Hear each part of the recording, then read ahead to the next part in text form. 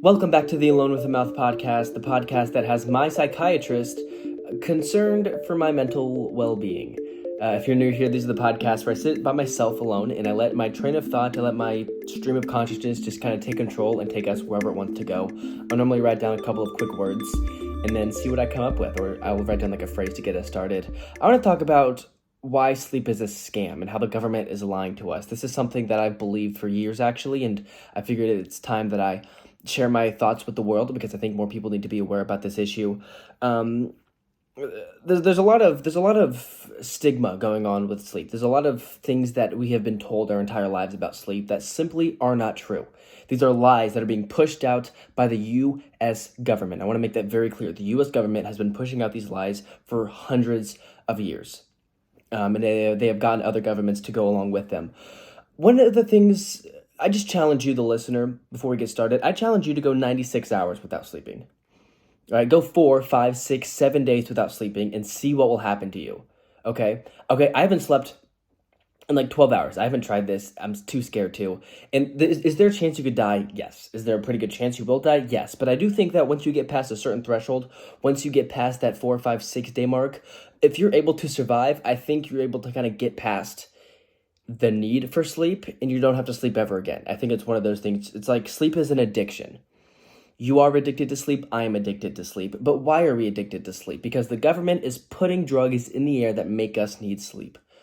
All right. And I do think that, again, I do strongly believe that if we go 5 or 6, 7 days without sleeping, if every single American did that, I think a lot of us would die. But those who didn't die would never have to sleep ever again. It would get our brain past that placebo effect, right? The main reason people are dying is because their brain thinks that they need to sleep, and so the brain just kind of turns off after a couple of days.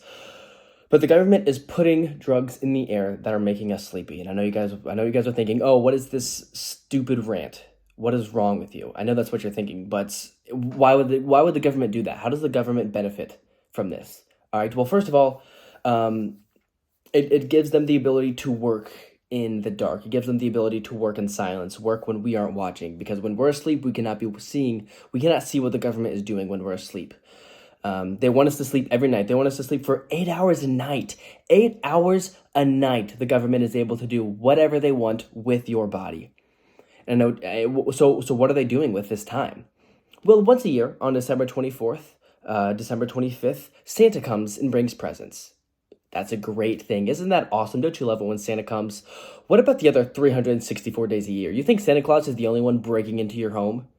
Okay. No, Santa Claus, the government has, okay, everyone knows that Coca-Cola invented Santa Claus in the 20s. Well, really, the government invented Santa Claus as a way to distract us from the fact that us sleeping could mean that people can be breaking into our house, could mean that the government is breaking into our house, right? So they play Santa Claus.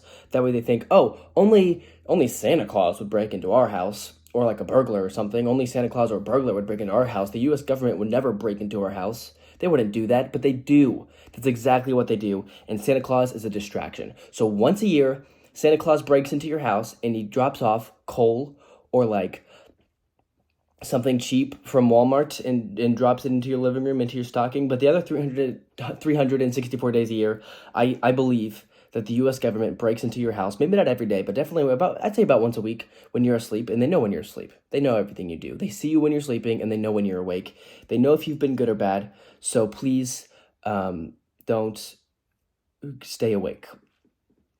They break into your house, and they place spiders into your home. They break into your house, and they place spiders in your home. That is what the U.S. government does when you are asleep. That's why they want you asleep. They want you asleep so they can place spiders in your home. 2 reasons why. Number 1, spiders scare the average American person. Okay? They instill fear into the lives of many Americans. All right? Did you know how spiders have 8 eyeballs? No, they don't. They have 8 little cameras that are implanted into their eyes. That's what they have. They use spiders to stalk the American people, to keep an eye out, to make sure we're not I don't know what they're so worried about us doing. Maybe the word we're going to start a militia. And so that's why they're watching us. They're watching each and every one of us to make sure that I'm not starting a militia and to make sure you're not starting a militia.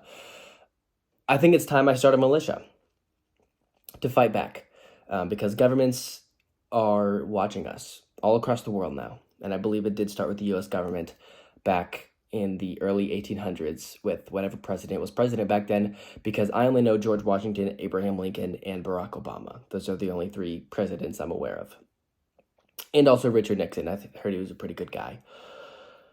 So yeah, spiders are created by the government, and I know what you're thinking. Oh, this sounds like birds aren't real. Are you guys familiar with that movement? The movement that birds aren't real. Of course, birds are real. That movement is stupid.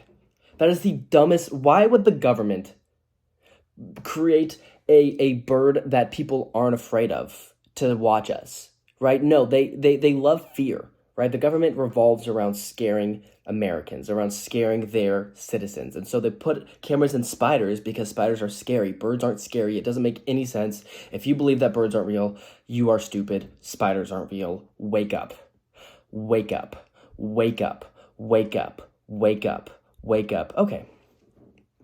I have a lot of stuffed animals.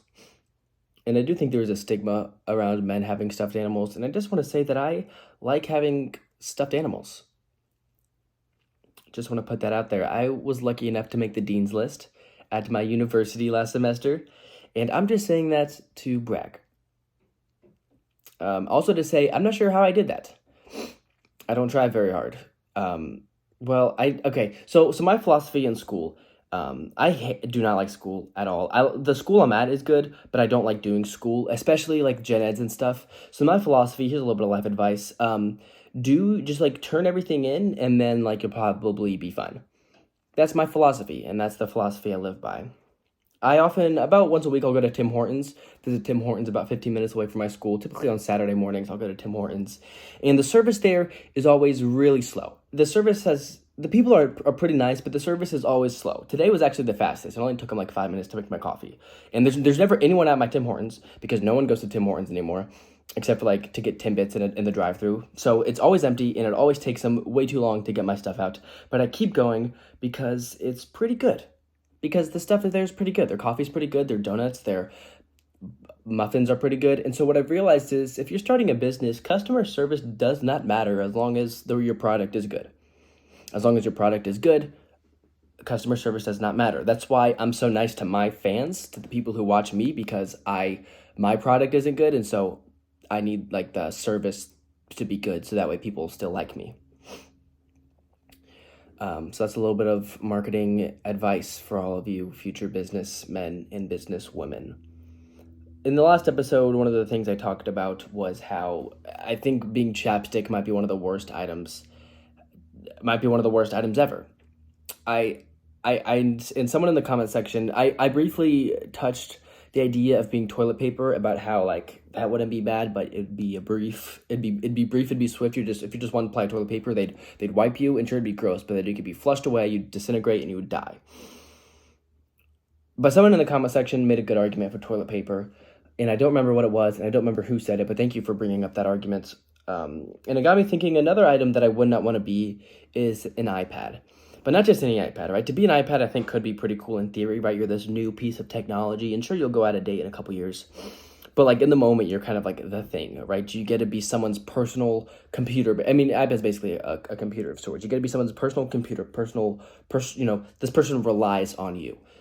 This person needs you for their work, for their creative endeavors, to play Clash of Clans. They need you. But if I was the iPad of a 3-year-old, I think being an iPad for a 3-year-old would be the worst thing on planet Earth. I think it'd be worse. I think I'd rather be toilet paper than be a 3-year-old's iPad.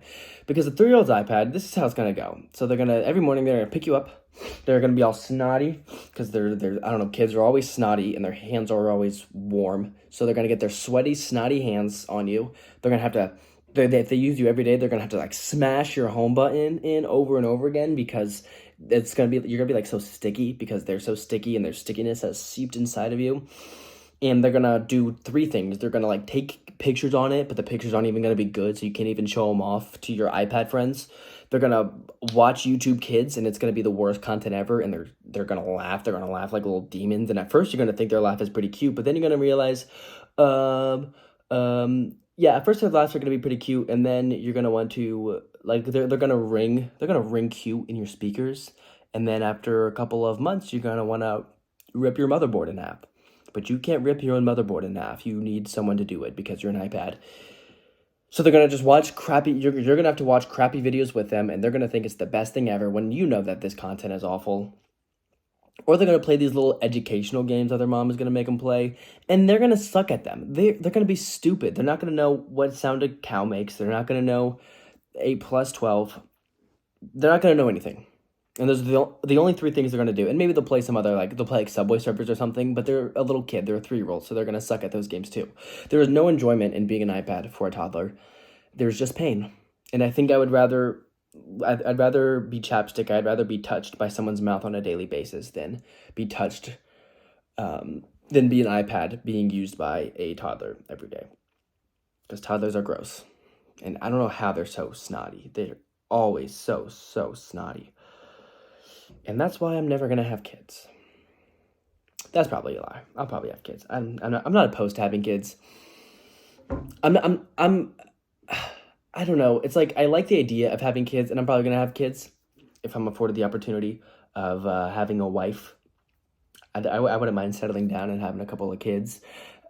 But there's definitely parts of it that I dread. I dread the part where they're like super young and can't take care of themselves, like age 1. I dread the part where they're like 2 through 4, where they're just going to be like all whiny, and they're going to be cute, but they're going to be all snotty. They're going to be whiny. They're going to be stupid. And then ages like 5 through 10, they're still whiny. They're still stupid, but they're a little less smart, and they're still going to cry for dumb reasons. And then ages 11 to 18, they're kind of brats. And they're definitely not cute at that point, and they're just brats, and they're dirtbags, and they're going to treat you like crap, but they're not going to love you anymore. And then they're going to move away at 18, and you'll never see them again. That's the part of parenting I dread. Thank you so much for listening to the Alone with the Mouth podcast. You guys are the best. I'm not just doing this podcast. I'm working on sketches. I have a bigger sketch I'm working on right now. It's less of a sketch and more of like a fictional story that I'm kind of working on. So I'm working on other projects. This is something I'm just able to kind of do in between. I appreciate you guys' support. Please, like, subscribe, find us on Spotify, find us on iTunes, find us on all the other podcasting platforms. I'm an author. I have a book out on Amazon called The Chaotic Mind of a College Student. I'm trying to promote that more without being annoying, so I just throw it in at the end of these podcasts. Go to Amazon, or you can find it through my YouTube channel. It's like a little poetry book that's pretty funny and a little sad, and I think you guys might enjoy it. It's just like $2, and it's like a 10-minute read. Not a 10-minute read, but a 10-minute read or a 20-minute read, depending on how slow you are at reading. Everyone have a great day. Goodbye.